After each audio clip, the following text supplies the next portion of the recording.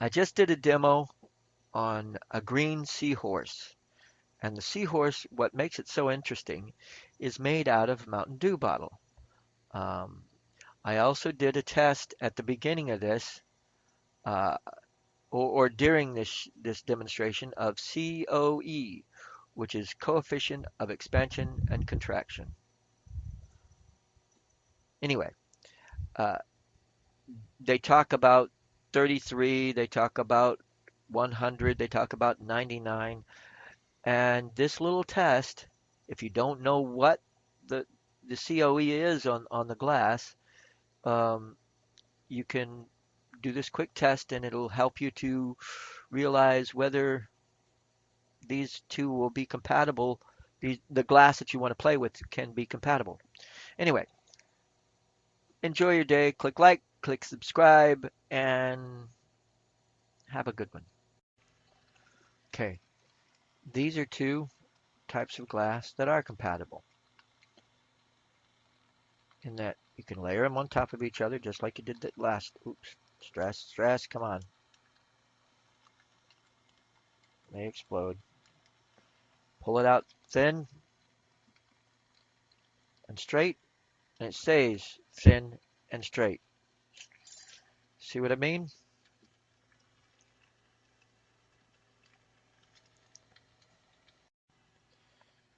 Okay, people. This has been rattling around in my brain for a little while, but I thought it would come out today. I have a demo on COE, coefficient of expansion and contraction. If you have two pieces of glass that you want to try to play with and you're not sure whether they're compatible or not, I know what these two are, but I just want you to see a way to find out whether they will be compatible just by one test is you just stick it in a flame, and if it pops, then you know it's softer than what it should be. And that's what just happened there.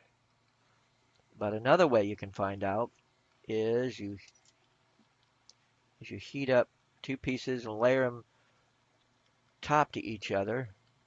You got line to line. Okay, see that? Now I'm going to stretch it.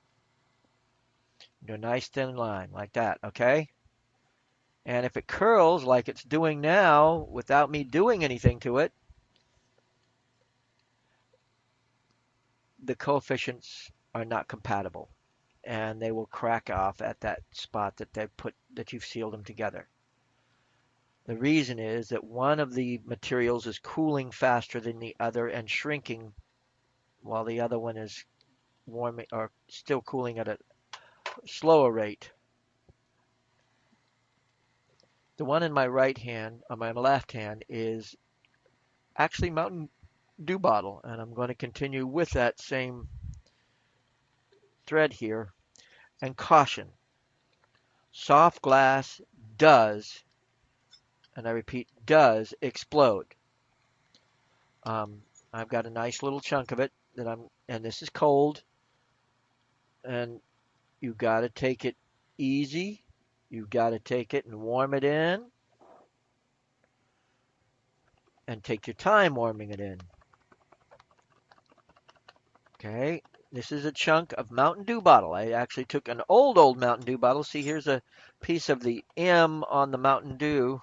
I don't know if you can see it or not, but I'm actually going to work with that too. I'm going to turn these little pieces into something. How about a seahorse?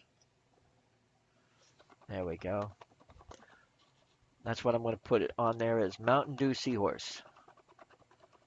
And coefficient of expansion and contraction. That one first is, I'll put COE, checking for COEs. Testing whether glass is compatible. Okay, you keep waving it in until it starts to glow around the edges. And then I usually just stretch these two pieces that I have in each of my hands is Mountain Dew bottle, by the way. And it melts faster than Boro. When I first started, I picked up a propane blowtorch like you'd solder water pipes with and started pulling, twisting, and stretching. And I've been hooked ever since. Now, I want you to know, again, stress factor in soft glass is so much higher and can explode on you in all directions if you do not warm it in thoroughly. And yes, you can put it in your oven and warm it up, but if you use small enough chunks, you can get away with what I'm doing. You can see I'm just heating and stretching. Okay? Now, enough said.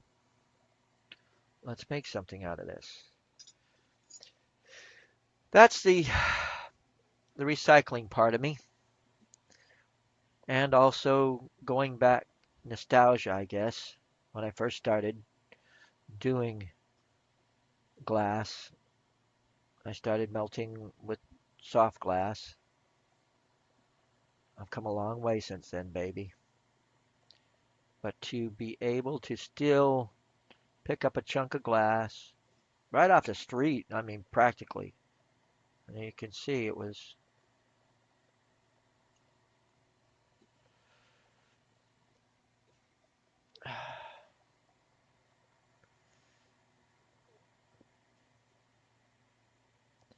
Now, if you keep this small enough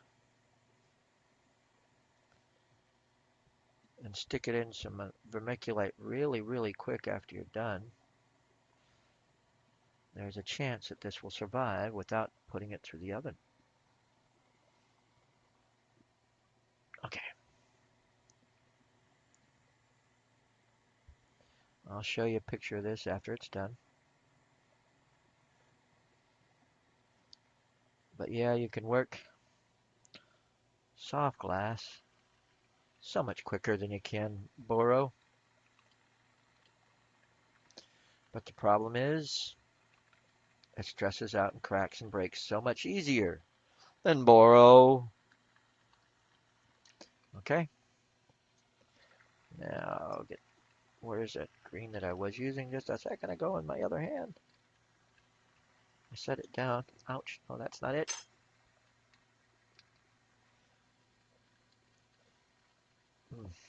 Okay, well, there it is. Okay. Yeah, see? Stress, explosions, pops, cracks. You gotta work it quick and even. This was a rod that I did just a little while ago. Just stretched out a chunk, left it sort of flat, strippish looking.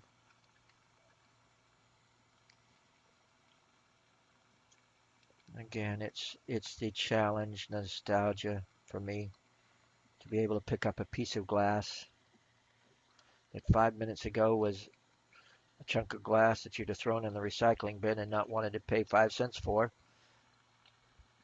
but turning around and making it into a piece of glass that somebody would pay anywhere from $10 to $20 for.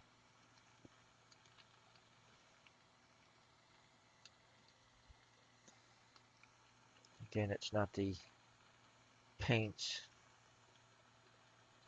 but what the artist can paint on the canvas with the paints that makes it worth a lot.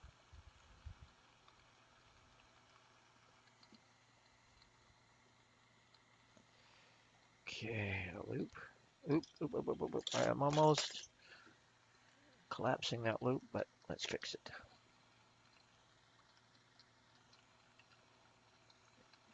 I almost forgot the windows to the soul. Eyes. Simple eyes, just a touch and pull.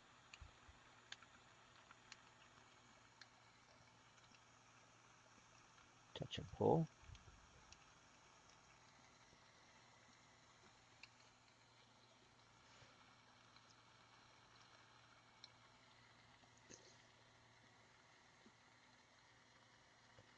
There we go. Oops. Again, put the back fin part of it after I've done everything else to it, because it's easy to put the bumps on.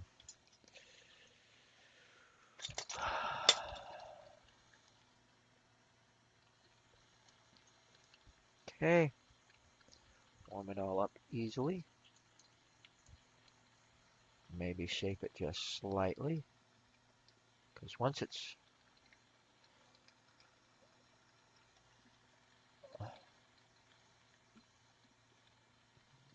and there we go. Cold weld, fire polish. I'll show you a picture of that very shortly.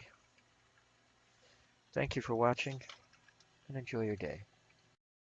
Okay, this is the green Mountain Dew seahorse that I just did. I hope you enjoyed the video. Click like, click subscribe, click share. Have a good one. Bye. This one was the compatible, where I layered them, made a nice long thin stretched line, and they stayed straighter, and that means that those two are compatible and can work together. Okay, this is what coefficient of expansion and contraction. One is cooling faster than the other, and when it cools, it cools and curves slower than one slower than the other, one faster than the other, and it causes it to go into a nice curl without having to curl it yourself. You're making a straight line, you pull it out, and it curls by itself.